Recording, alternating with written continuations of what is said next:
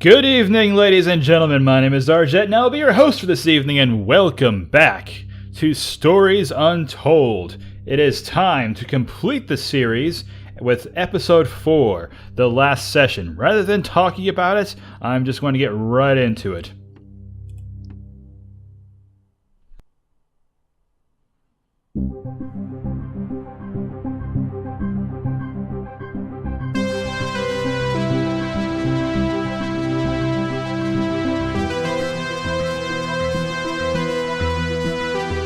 I think that's enough of that for now.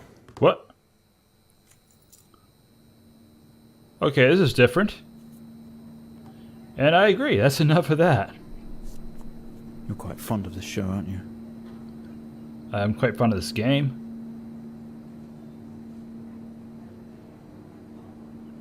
I did kind of think that the image quality in the intro was a little bit off. Okay, come on. Let's get you down to the observation room. Also, I should mention I did turn the subtitles on, since there was a lot of talking in the last episode and didn't quite hear everything that was said. This place must be starting to feel like home to you. Not really. Don't worry. Try and get you out of here eventually. Just in here.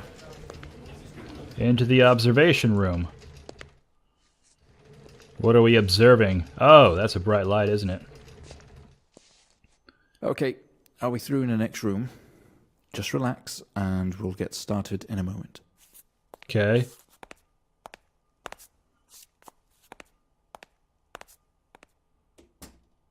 Bye, mysterious stranger.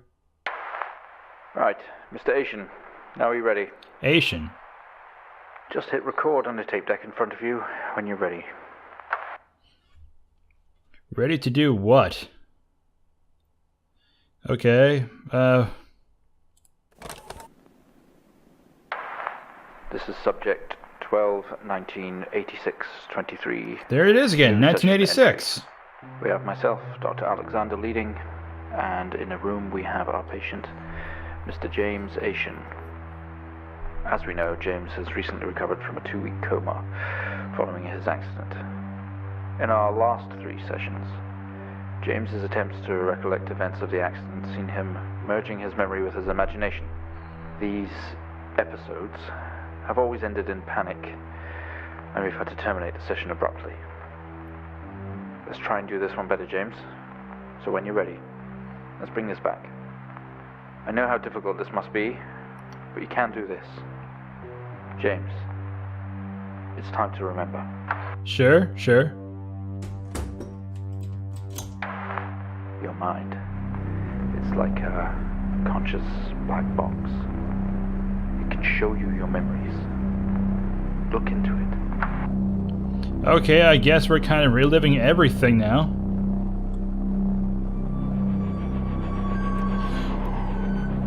I just noticed the walls are bleeding. I'm sorry I had to stop all this suspense, but I just noticed that the walls are now dripping with blood. Okay, so let's just move right past that aspect of this and just get right into it. I'll have to remember to put a seizure warning at the beginning of this video. In your most recent episode, you recalled a false memory of a remote weather station. Oh. You were isolated from the rest of the world, locked inside your coma. We interacted with you daily, encouraging you to wake. Your family would do number puzzles with you. Anything really to bring you back. People needed answers, James. Do you remember? I have another signal here for you, James. I remember. It's at 5610 FM. You can't miss it. 5610 FM. Sure, okay. 5610.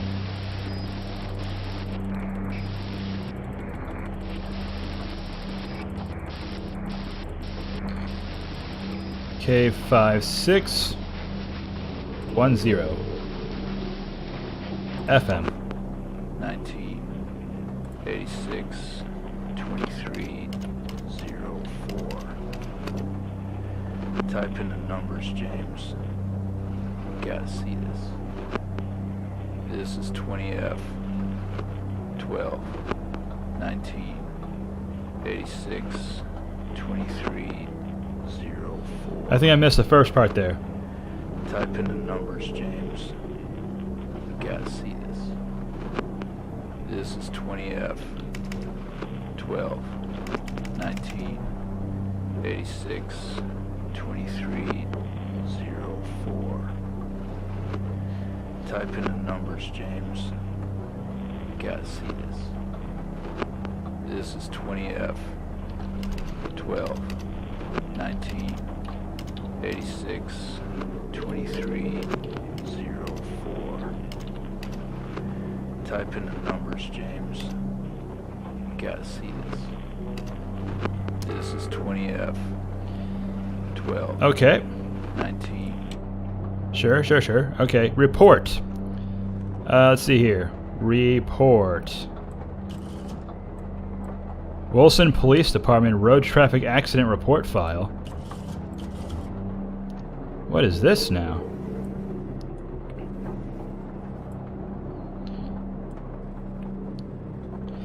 Fatal accident, 20F. Pleasant Hill Forest Road. Station wagon, white. Wait a minute.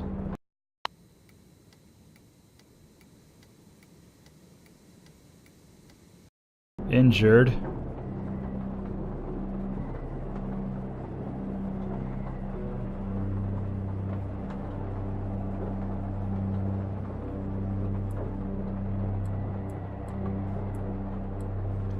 Arrived on scene to discover the two cars had been involved in a near head-on collision. Mr. Ayton found lying down outside his vehicle with head injuries. An ambulance was immediately called. His passenger was trapped in the vehicle in critical condition from wounds sustained in the collision. The driver of the blue sedan, Mr. Hennings, was found dead on arrival. It was noticed that there was a strong smell of whiskey from the driver and an empty whiskey bottle on the passenger seat. Mr. Ayton was questioned on scene. He described an oncoming blue sedan being clearly out of control, which he swerved to avoid. Mr. Ayton's passenger was his sister. The driver of the blue sedan is an ex-police officer of 20 years. So wait, all those images that I remember of seeing a car in this game.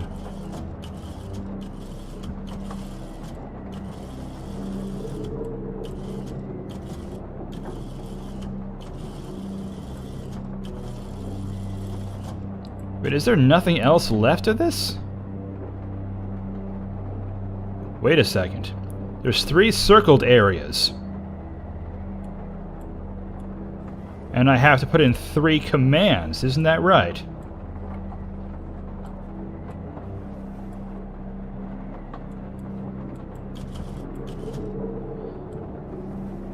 "20F fatal accident."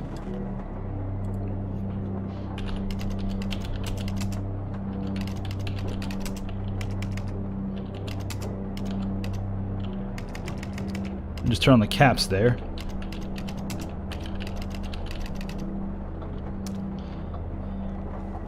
The second circled one was empty whiskey.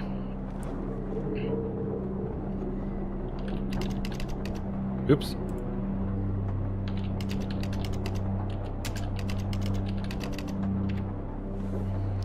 And the third circled section is out of control.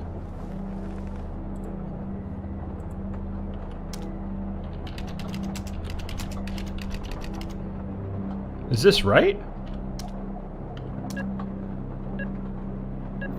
How about that? How about that? Find the signal, James. Listen to the voices. You have to face it, James. Finally. 7,000 FM.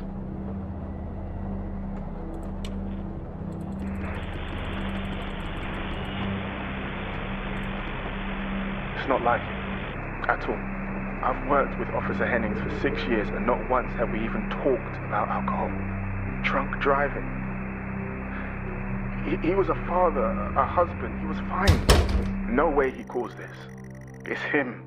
This Haitian guy. He's got something to hide. Oh, I'm back in first person again. Oh, this is not,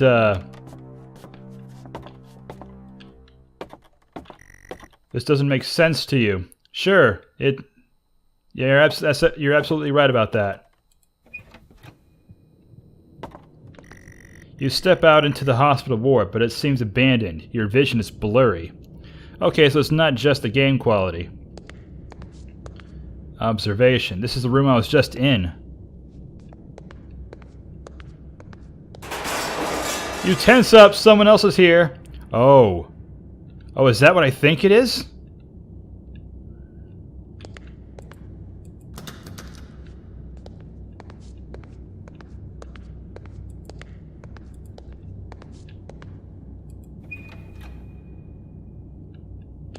Okay, not what I think it is, but still.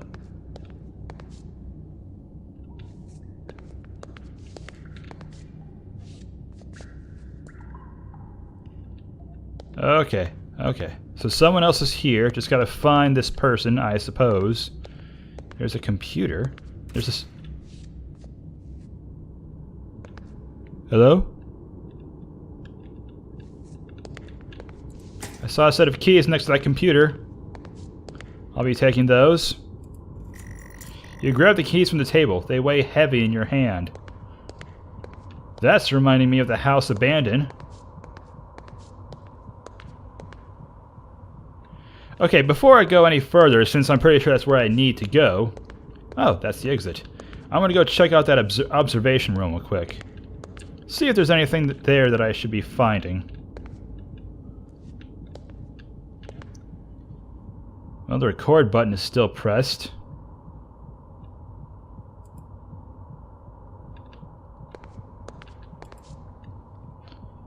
Doesn't appear to be anything else here.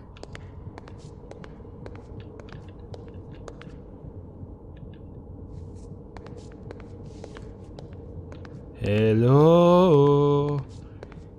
Any killers around here? This must be the... No, it can't be. Pre-surgery, no one's in there. You spent most waking moments in here. There's the cassette for Untold Stories. Number puzzles. Futuro. The House Abandoned.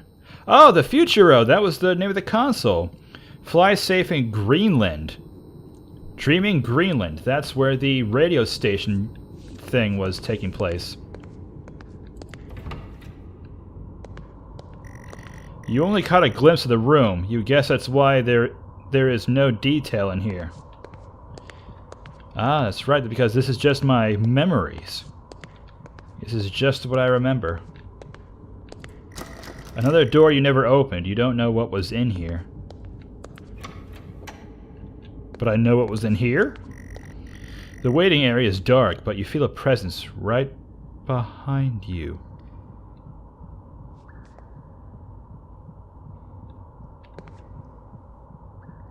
There is nothing there. There is nothing behind me.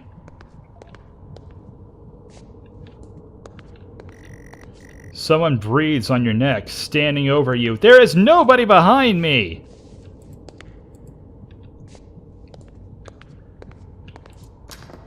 Can't open that door. Locked.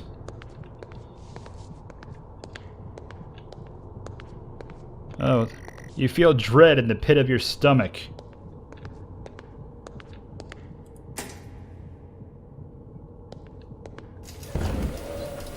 Okay, we have a 22-year-old male just brought in from a vehicle collision. He was awake and mobile at the scene, but collapsed on arrival to the emergency ward. The other passengers died in the accident. I'm getting no pulse. Prepare for defib. Amp charge full to 10 and give me 100 joules. Amp charge full to 10. Come on, 100 joules. Charging up full to 10. 100 joules. Come on. I'm working on it.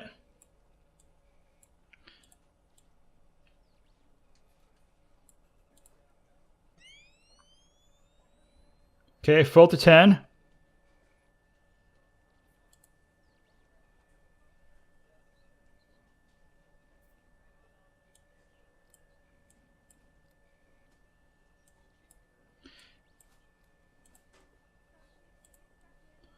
Can we get this on the screen, please? Oh, screen, sure. Clear.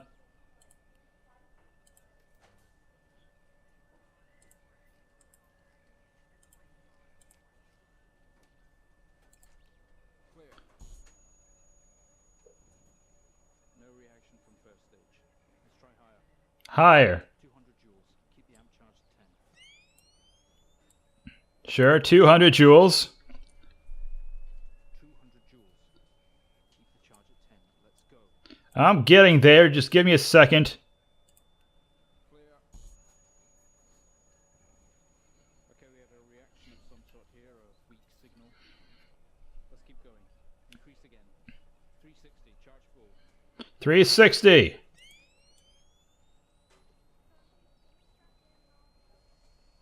Come on, 360. Hurry. Getting there. I'm getting there. Don't rush me.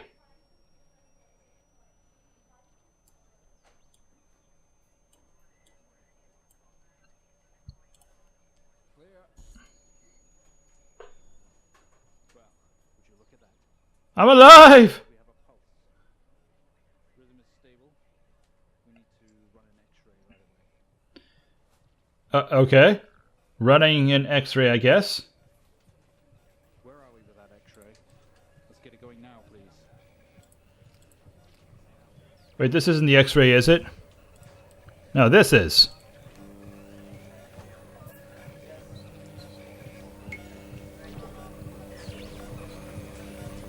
Now what? Alright, I gotta turn off all anything I'm not using. There we go. Looks like an intracerebral hemorrhage. We need to drain this now to relieve pressure. Prepare for trephination. Trephination. Switch on the drill, please. Switch on the drill. Oh.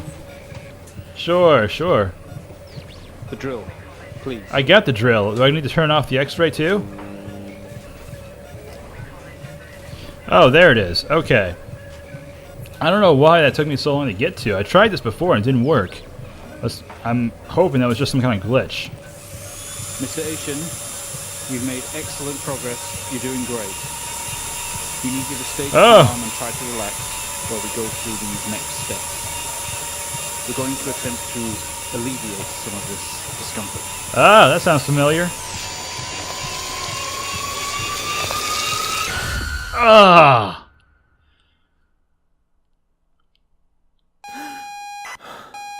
And we're back here! At my Futuro!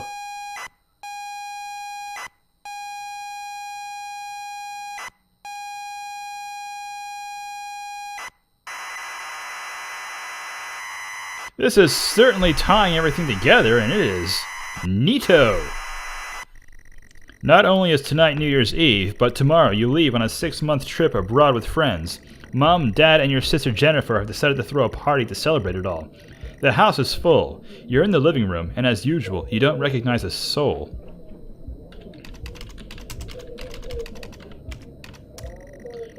Turn off caps lock there.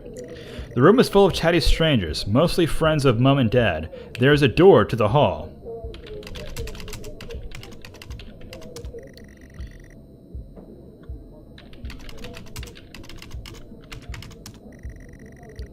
Oh, come on, what do you mean you don't know what I'm talking about?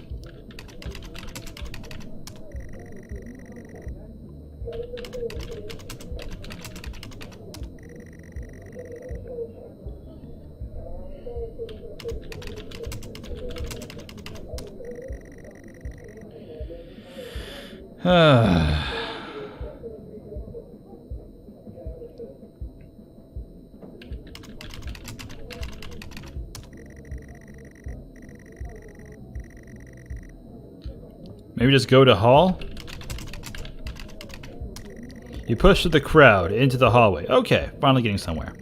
The hallway is as welcoming as ever, only this time the folks have put a great big banner up across the main hall. Half-finished drinks are abandoned on almost every horizontal surface. Stairs leading up, although the party is firmly downstairs. As much as you'd love to, you promised you'd stay downstairs with the party.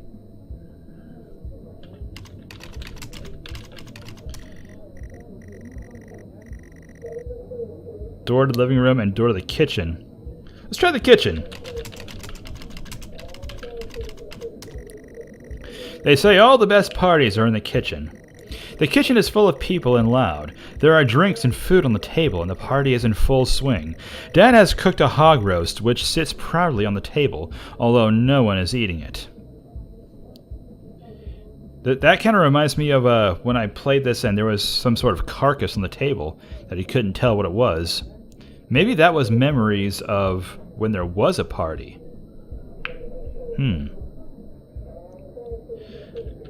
Look at roast. It looks great.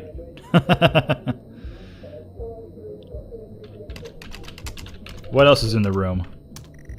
There is a utility room and writing on the wall. Also, Jen is here signaling you.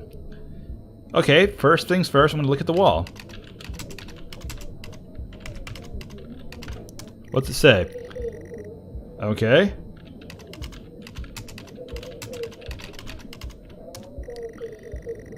Okay, go to wall?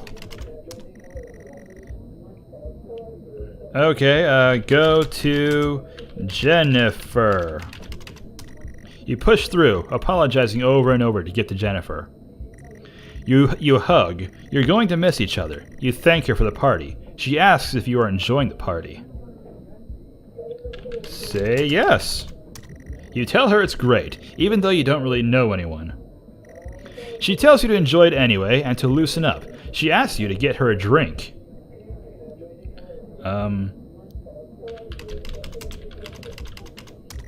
You pour Jen a drink and one for yourself too. There's never an awkward silence with Jennifer. She always has a question. She asks if you have everything sorted for the trip. Say yes. You tell her yes, that you have packed everything with plenty of room to spare. Another hug. Your family have really gone out of their way to make this trip happen for you. It might be what you need to get some perspective and maybe not fuck up so much. She's going to miss you. You are going to miss her. She walks away. Press enter to continue. Jen has disappeared into the crowd. You're left standing, nodding and smiling at the approving faces. There is so much to do for this move. Can't mess it up. But first, a drink. Uh-huh. Oh, I wonder if the sign in the hospital was a clue. Do not drink. You pour and down another drink. Anything to move the night along. Oh god, no, no.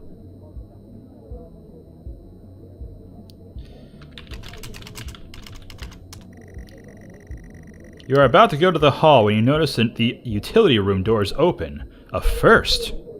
Ah, go to utility room. You open the door and peer in. You're never allowed in here normally. This is where Dad keeps his fine wines and whiskeys. Ceiling to floor racks. A collector, although he does actually drink them too. There's a bottle with a ribbon round it and a card. This is the first time we've ever been in this room. I was wondering what was in this room during the first episode. But now we can find out.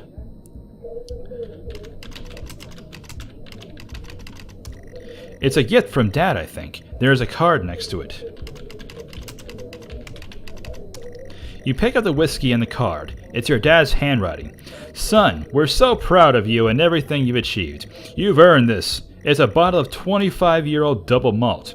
You really shouldn't, but you have to try it. With your whiskey in hand, you take in the room around you. Around about you. There must be hundreds, no, thousands of pounds worth of drink in here. You really must thank your dad for the whiskey.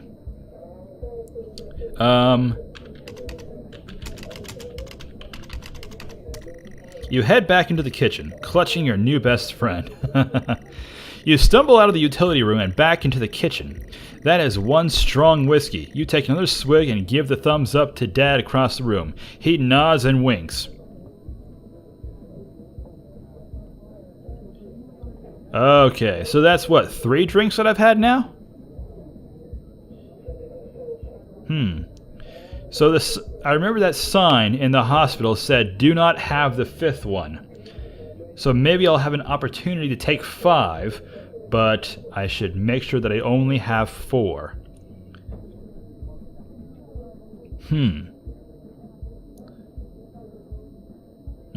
Okay, what do we do now? We've got the whiskey. Let's go back to the hall. You go back to the hallway. A few bumps and laughs on the way through, and you make it to the hall.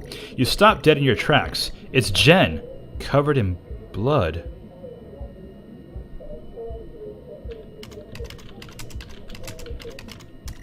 She's staring straight at you. No one else notices.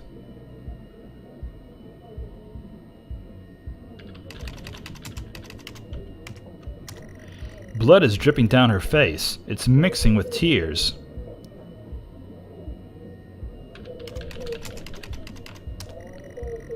I'm sorry, I don't understand. Oh. Oh, jeez.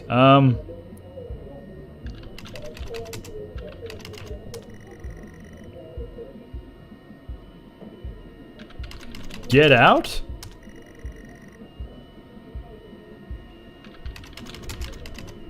Oh boy. Oh crap, that's my phone. Oh no! Jen! Wait a second.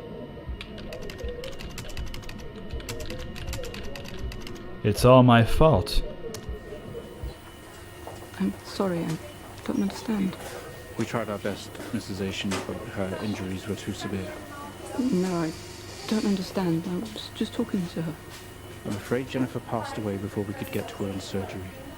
We did the best we could. I'm so sorry. Where is she? Let me see her. Please, Mrs. Asian, take a seat. I don't want to take a seat. Let me talk to her. Now. I'll arrange for you to see her. In the meantime, James is in recovery. He's stable for now. I don't want to see him.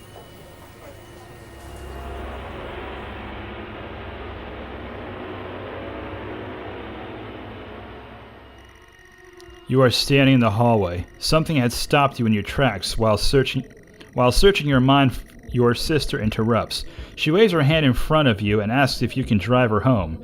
You still feel out of sorts. Those words echo. Go upstairs. You'd love to call it a night, but Jen is waiting patiently.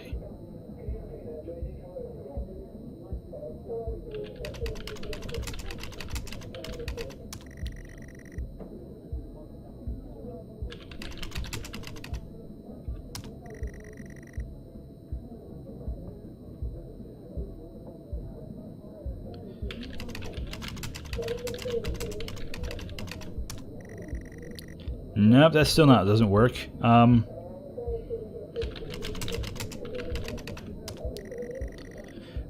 Okay, let's try to look around. Doors to the kitchen and living room lead from here, while stairs can take you up. Go to living room? You're sure your keys are in the living room. The living room has a much more relaxed atmosphere compared to the kitchen. Various guests are sat on the chairs having civilized conversations. There's a coffee table in the middle of the room. Your mum is pouring a drink at the drinks cabinet.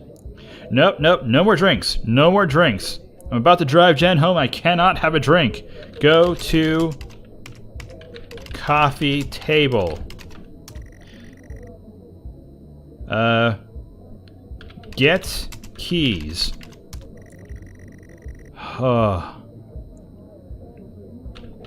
Look at coffee table. Drinks on coasters like proper civilized people. You can't see your keys. Look for keys. You need to look for them. They must be either in the kitchen or the living room.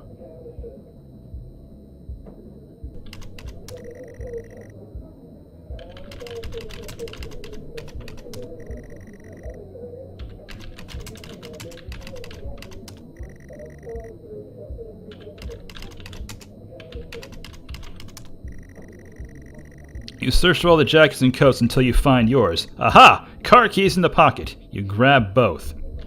Put on coat. Okay. Go to hallway. Keys in hand, you head back into the hall. Jen thanks you for helping her out. She has work in the morning, and no one else is in any fit state to drive. You can handle it, though. You know the road like the back of your hand, don't you? I do. And hopefully I've had, few enough drinks that I'm not going to screw this up. My light's still flashing, which is not a good sign. Yes? Okay, one more time. Let's try this. Go upstairs. You can do that once you've given Jen her ride home. Take Jen home. Ugh. Go outside. You open the front door and walk out into the freezing night. The cold air hits you. You are glad you have your jacket with you. There is a dusting of snow around you as you step down from the porch. The yard extends around the back of the house, and the car sits at the front of the house. Go to yard? Just for whatever? She sighs and comically taps her feet. Apart from the little light escaping from the party indoors, the yard is pitch black. You used to love stargazing here. You stumble around the darkness, looking for the perfect spot to take in the majesty of the night sky. Look at sky. You gaze up at the night sky. For some reason, you don't recognize any of the star patterns tonight. Oh, I remember that too. Okay, go to front. Jennifer looks relieved as you head back round to the front of the house.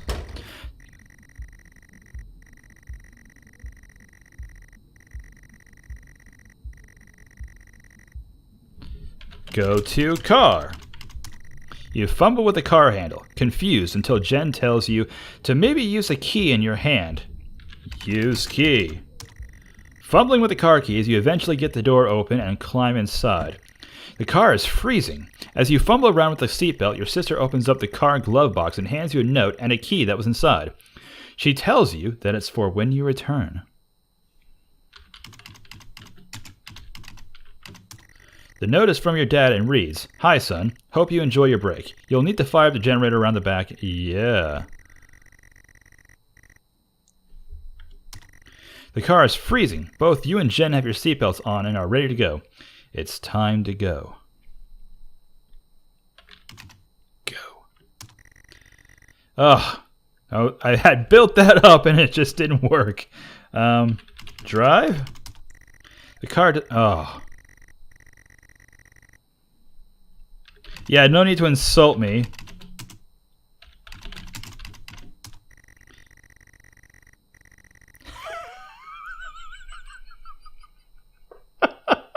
Okay, I get it. Let's take this one step at a time. Okay, insert keys into ignition. It takes a number of attempts, but you eventually slot the key into the ignition. Turn car on. You turn the key in the ignition, the car roars to life. Drive Jen home.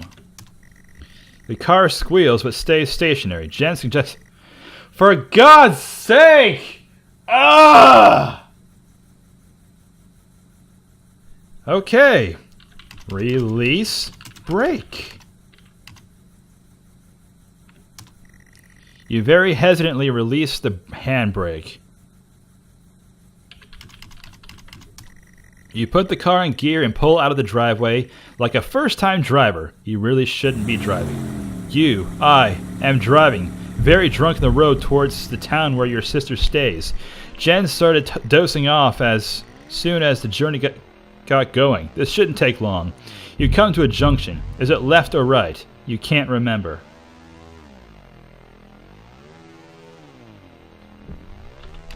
Stop. You didn't stop the car, did you? You should have.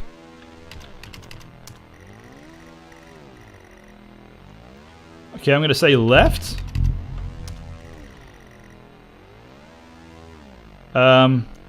Try to remember.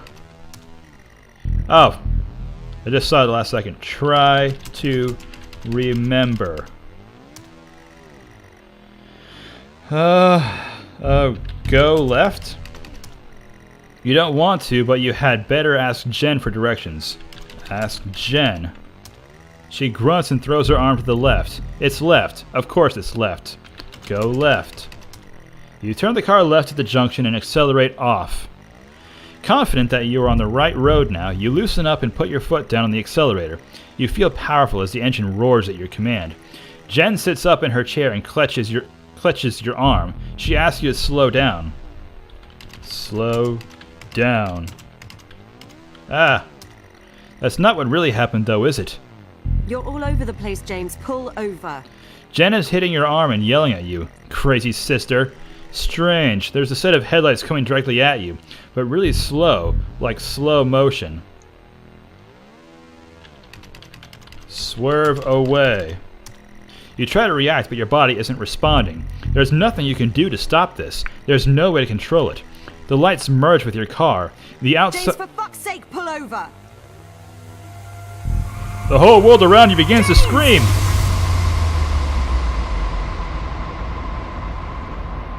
It was at this very moment, wasn't it, James? The moment you lost it all. Your sister, your parents, yourself. And then you made it worse. Go on. Show us what you did. You wake up in the car. Your world is upside down. Your seatbelt struggles against gravity. Hey, little guy! How you doing? What you doing back here? Your seatbelt struggles against gravity, trying to hold you in your seat. An impact into another car has torn a hole in the chassis. Poisonous fumes spill into your car from the engine. You are in grave danger. You have to get out of here. Am I supposed to remember something about this? Look at Jen. She's alive, but she has been hurt bad. She's trapped in the wreckage. Help Jen. You can't do anything for her right now. You need to help yourself first. Remove seatbelt. You release yourself from the seat. Gravity takes over as you slam onto the roof of the car. Help Jen. You can't do anything for her right now. You need to help yourself now. Oh, jeez. Get out. You squeeze through the wreckage and fall to your knees on the ground next to your vehicle. Every breath brings pain to your chest. Your head is throbbing. A blue car has smashed into the passenger side of your car. Your life cannot be ruined by this. You are standing, holding your whiskey and your dad's note, and flashing lights are approaching at a distance. Throw away whiskey. You can't just toss this away without thinking. They will find it and they will come to you. Oh boy. Oh boy. Oh! Oh, I think I understand now. Put whiskey in blue car. With the lights approaching closer, you begin to hear the shrill of their sirens. You simply cannot go to jail for this. You clean the bottle to remove your connection with the whiskey. You then, very deliberately, spill the remainder of the bottle's contents onto the driver, and you toss the incriminating evidence into his passenger seat. That's it! That's what happened. It said, because the report said that the driver who crashed into me was drinking, that it wasn't supposed to be my fault. But again, it's all my fault. A circle of flashing lights surround you, illuminating the crash site in the darkness. Behind them, an army of people, all staring. One figure steps out, a silhouette, and walks towards you. Go to silhouette. As you approach, the pulsating lights around you get dimmer and dimmer, while the pain... I know you're tearing yourself apart over it.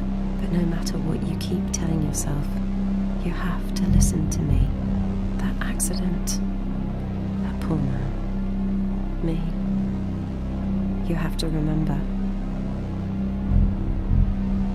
it was all your fault.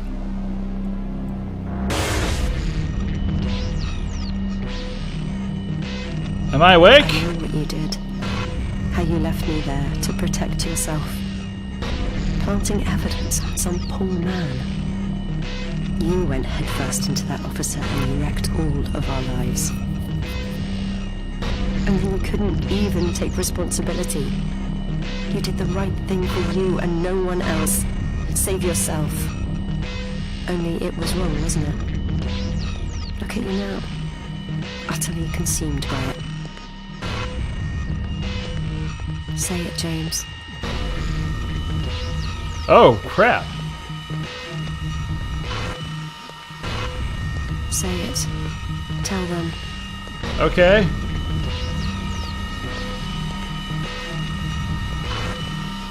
I know what I'm supposed to say, and where I'm supposed to say Listen it. to yourself.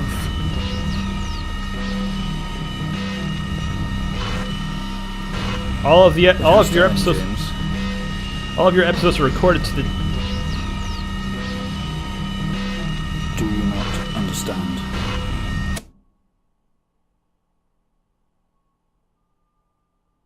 Well, I think we've made progress today, Mr. Asian. I guess we should tell the police what you've told us. Although I don't suspect they'll take you anywhere.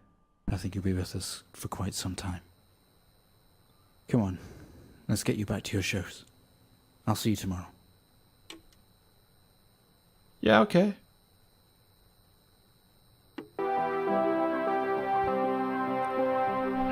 So that's how everything ties together.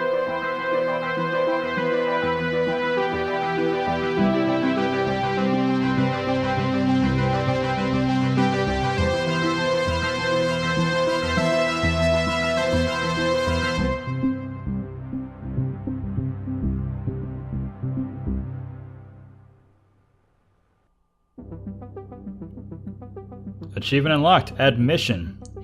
Okay, so if I understand all of this correctly, I was in a coma for weeks after a car crash that I started, and that led me to end up in a medical facility, which is how I manifested that lab that we saw in episode 2, where I performed experiments on this orb inside of an organ. This orb, I think, is the representation of my memories, of memories that I had been keeping locked away. My family was trying to bring me back out of my coma by using number games, which is how I manifested the radio station that I worked at, where I had to use all kinds of number codes to progress. And then after I admitted to everything that had happened here in episode 4, I returned to that house with the key and the note to end what I had done, to take my own life because I was too guilty over what I had done. In episode 1, the